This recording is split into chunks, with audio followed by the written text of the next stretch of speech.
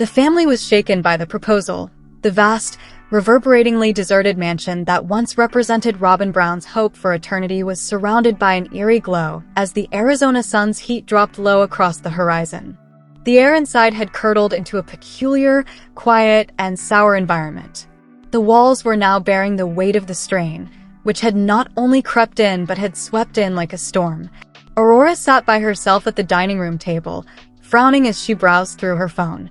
With his eyes lingering, his speech too smooth, and his comments feeling more like polished stones than fatherly acclaim, Kody had been observing her more than usual lately. She dismissed it at first. After all, he had reared her, so perhaps he was only attempting to get closer. But something didn't feel right. Kody showed up next to Aurora in the kitchen that night as the cicadas were screaming outside and Robyn was trapped in her bedroom, suffering from a migraine and worrying about outstanding bills. Hey, hello, everybody. Welcome back to my channel TLC Flicks. Make sure to give this video a thumbs up. She turned to grin at him, anticipating a quick conversation. What transpired instead would irreparably splinter their family's already shattered foundation. Aurora, Kody said in a quiet, tearful voice, you've matured into a lovely, wise woman. You're loyal and kind. You remind me of everything I used to love in this world. The words came out in a tone that made Aurora's stomach turn, and she froze. You don't need to say that, she said hesitantly. You've supported me always. You are kin. However, Kody's expression had darkened, his hands shaking and his brows furrowed. That's exactly it, he muttered. Aurora, you're not truly my daughter. Not by blood. Yes, I did adopt you, but we're not constrained by what people think. Aurora took a small step back, perplexed. What are you talking about, Kody? Then came the moment that nobody ever anticipated.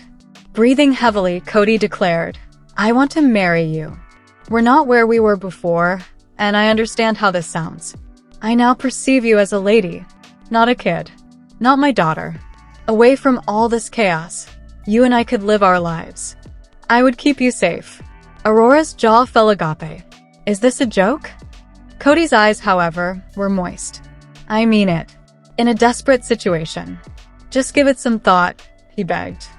We could abandon everything. Construct something new. The horror behind closed doors, Robyn's reaction. Aurora texted her mother right away after locking herself in the bathroom and starting to hyperventilate. Aurora, Mom. He merely made a proposal. Kody just asked me to marry him. I'm trembling. Moments after, Robyn rushed into the hallway, a riot of fury and gown. She banged on the door repeatedly. Open this door now, Aurora. Robyn rushed by her daughter, who came out looking pale and teary-eyed, and hurried downstairs. With unbearable composure, Kody was pouring a glass of wine for himself. You're ill, Robyn growled. He turned to her. Robyn, you have no idea what we could have. She is no longer a child. Kody, she's your daughter. She was adopted by you. She had faith in you. I had faith in you. I was the guardian you sought for your children. However, you cannot force me to play the role of a father indefinitely. Aurora is a woman in my opinion. She is not a little child. Robyn recoiled as if she had been struck. You've gone insane, she remarked icily. You require assistance. You must get out of this house. Right now. Family disagreement. The other wives learn even without cameras. Word spread quickly. The first person to voice their opinions on Instagram Live was Mary. She trembled as she replied, what Kody did crosses every moral line. Even if they are not connected by blood, I don't care. To the girl, he was a father figure. This is ill. Devastated and reserved, Janelle posted on Twitter, I shielded my children from a lot. However, I was unprepared for this. Aurora is entitled to a sense of security in her own house. My God. Meanwhile, Christine set the internet on fire. She added in a harsh interview with People magazine, this is why I left. Kody has no limits. No consciousness. No longer a soul. He believes he can do anything now because Robyn attempted to elevate him to the position of king. Aurora Communicates. Aurora uploaded a lengthy, uncut video on TikTok a week later. I didn't want to discuss this. I didn't want to consider it at all. However, I will not shield someone who betrayed my confidence. She told him everything, including how he began praising her, excluding her, and then, in the kitchen, the terrifying moment he dropped down on one knee while holding a tiny silver ring from one of Robyn's vintage jewelry sets. I thought I was going to drown. He was no longer my father. I didn't even identify him as a man. TLC's legal risks and emergency response. TLC halted filming indefinitely within 48 hours. We are aware of recent disturbing claims involving one of our cast members, a spokeswoman said in a statement. We are looking into and evaluating our production collaborations right now. Behind the scenes, Robyn started talking to attorneys about restraining orders, as well as ways to protect Aurora. In a phone call that was taped and leaked by a production source, she told Kody, "You brought destruction into this family. And you think that people won't say anything as you use your deranged dreams to steal my daughter's innocence? You're finished." Kody's disintegration in seclusion. Kody settled into a dilapidated Airbnb outside of Flagstaff because he had nowhere else to go. By themselves. No spouses. No kids. No crew from TLC. A week later, he attempted self-defense in a blurry webcast. "No one was coerced by me. No one was harmed by me. I simply saw an opportunity for love, and although I may have misspoken, it wasn't wicked." The conversation erupted in rage. The audience was repulsed. "As a predator, you are. She had a fatherly trust in you. You don't need a new wife. You need therapy." Kody sobbed as the live stream came to an end. TLC officially terminates. The TLC Executive Board had an emergency meeting behind closed doors 1 week following the online controversy surrounding the Aurora Proposal. The network had previously faced criticism in the form of scandals, controversies, and accusations, but this time it was different. It wasn't merely disorganized. It was radioactively moral. An formal press release was distributed to all of the major entertainment outlets on Monday morning of the following week. TLC has decided to permanently halt the production of Sister Wives following a thorough internal investigation and careful deliberation. "We stand with the women and children of this family who have shown incredible strength during this time." Sister Wives ended abruptly after almost 20 years. Kody's TLC handler quickly disconnected his phone. No more examinations. No more filming. No longer platform for narrative control. Even worse, there is no longer any legal defense. Robyn submits an emergency restraining order application. As she signed the documents, Robyn sat in her lawyer's office with her hair pushed back, her face white and her hands shaking. "I don't want him close to Aurora," she said. "Not right now. Never. There is no turning back the line he crossed." Her attorney gave a nod. "We're requesting an urgent protective order. Complete segregation of Aurora, your younger children, and your house. He faces jail time if he attempts to get in touch with any of them personally." A Flagstaff family court judge approved the order within 48 hours, noting inappropriate behavior suggesting emotional manipulation and breach of parental boundaries. Shortly after dawn, a county officer served Kody with the formal restraining order. Kody stood barefoot and in disbelief in the crumbling gravel driveway of his Airbnb home, and he only had one question. Did Aurora disclose my affection for her to the court? The officer had a blunt response. It doesn't matter. You can't get in touch with her again. Aurora starts therapy for trauma. It had been over a week since Aurora had left her room. They had been harassed by the reporters outside the house. Every gadget yelled the following headlines: Kody Brown's startling stepdaughter proposal. A Sister Wives star faces a complete collapse in the public eye. Global hashtag Justice for Aurora trends. However, Aurora was huddled in a sweatshirt in her dark bedroom, hardly talking. She was finally able to eat thanks to her younger brother Solomon. He slipped a sandwich beneath her door and tapped softly. He said, "I miss you. There was nothing wrong with you." Robyn accompanied her daughter as they started Zoom therapy with a trauma specialist that afternoon. Aurora said, her voice breaking, "I'm afraid people think I'm lying, or that this was somehow my fault." The therapist gave her a direct look. He made use of his position. "You were at risk. Attraction wasn't the point here. Control was at issue here. Furthermore, it is not at all your responsibility." As the session came to an end, Aurora was finally crying in her mother's arms for the innocence that had been corrupted by someone who ought to have protected it, the childhood she had lost, and the man who had violated her trust. Kody's public disavowal and public disgrace. Kody returned a few days later in a desperate attempt to protect himself. He posted a grainy YouTube video called My Truth, which was shot using a broken iPhone on a homemade tripod in a dimly lit room. He paced as he stated, "I didn't do anything wrong. Yes, I made the proposal, but I did it after experiencing a spiritual awakening. Perhaps Aurora and I were meant to be together in some other way," I reasoned. It was magnificent, not eerie. It was a vision. It was poorly received on the internet. Comments were pouring in, "This man has hallucinations. It's disgusting that you raised her after adopting her.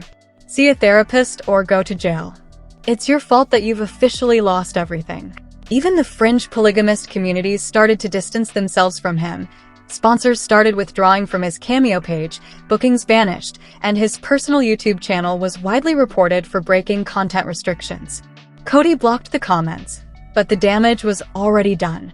One Mormon conservative leader commented on Facebook, "Kody is not a prophet. He is a disgrace. What he did violates every spiritual and moral law of plural marriage." Janelle, Mary, and Christine get back together. Cameras captured the three original sister wives, Christine, Mary, and Janelle, sitting shoulder to shoulder, united for the first time in years, during an unexpected sit-down interview on NBC. Janelle stated, "When Garrison passed away, we weren't prepared to speak in public. Then this happened. This is the reason we left," Christine said, nodding. Kody has no accountability. He manipulates those closest to him and calls it love. Aurora was like a niece to us. She deserves healing. And Kody deserves everything that's coming to him. Mary, whose normally calm manner had turned into a ferocious resolve, continued. The world, which had previously been dubious of the sister wives, began to perceive them as survivors rather than fringe reality stars when the interview went viral. The public collapse of Robyn herself soon sat down for an honest, heartbreaking webcast. "I brought this man into my children's lives, and I assured them that he would never harm them. Now my daughter, my lovely innocent daughter, is in therapy, attempting to recover from something I was unable to shield her from. I don't even know who I married anymore," she muttered through tears. She stopped and stared straight into the camera. "Kody doesn't deserve a family, and he doesn't deserve forgiveness. I was wrong about everything." The case that startled the nation. Cameramen lined the sidewalks. Protesters held posters that read, "Protect Aurora" and "Adoptive is not equal to optional." Others donned shirts that bore bold letters, #KodyUnfit. This was the largest media mob to ever swarm Flagstaff's courts. A civil hearing about the extension of a protective order and the court's decision to launch a formal investigation into possible emotional grooming was on the docket in Aurora Brown versus Kody Brown, which was not yet a criminal trial. It was a somber atmosphere in the courtroom. Robyn held Aurora's hand as she sat next to her lawyer, looking pale but determined, while her siblings, Dayton and Brianna among them, sat behind her, clearly shaken. Kody came by himself. He looked like a guy who had spent weeks unraveling in solitude, with his hair disheveled, his face sunken, and his suit jacket too large for his now thinner frame. The judge, an austere woman in her 60s, made a straightforward opening statement. "This court is here to examine behavior, boundaries, and the psychological harm inflicted on a vulnerable person by a legal guardian. It is not here to discuss love or spiritual callings." Under oath, Aurora expresses her truth. The room fell silent when Aurora stood up. At first, her voice faltered, but as she continued, her confidence increased. Not loudly, but unmistakably. "He reminded me of my mother when she was younger, and I felt strange, but I didn't want to presume anything negative. I looked up to him. I called him Dad. I never once thought of him as anything else. But slowly, he started looking at me differently." She stopped and took a deep breath. "And then one night, he proposed. He got down on one knee, gave me a ring from my mom's jewelry box, and said we could start over. He referred to it as a spiritual marriage. I was paralyzed. I thought I was going to faint. He wasn't kidding. I rushed to the bathroom because I was having trouble breathing." The chamber sounded with gasps. Robyn used a tissue to wipe away her tears. Kody sat still, his eyes fixed on the floor across the courtroom.